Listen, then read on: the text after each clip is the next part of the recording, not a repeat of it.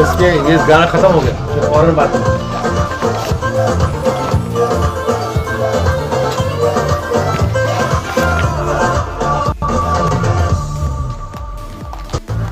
Don't be shaking. Just let do Shaky Show. The Shaky Show. Shaky Show. नहीं अभी time है।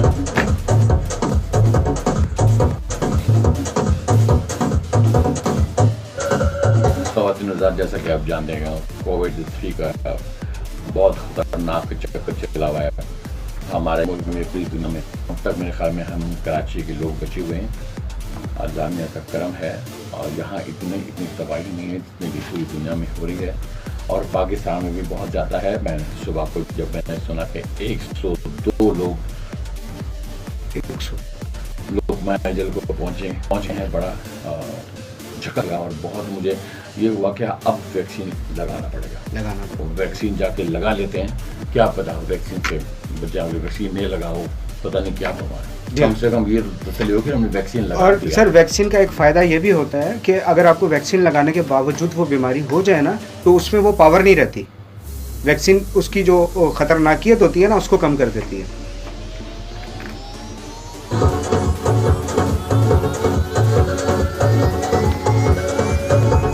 बोल रहा था। आप बोलो। या फिर यही है ना, यही है। अरे ये वाला।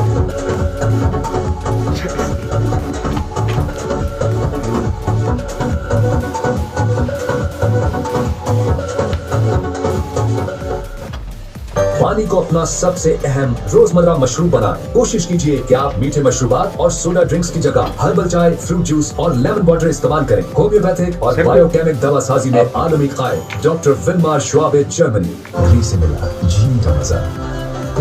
ग्री, Making life beautiful. This is your music.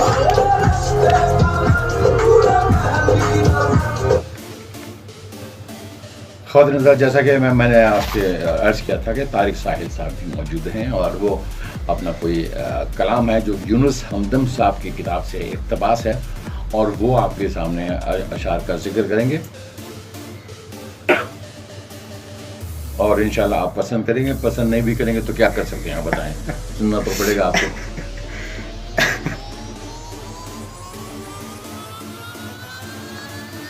जी तारिक साहब।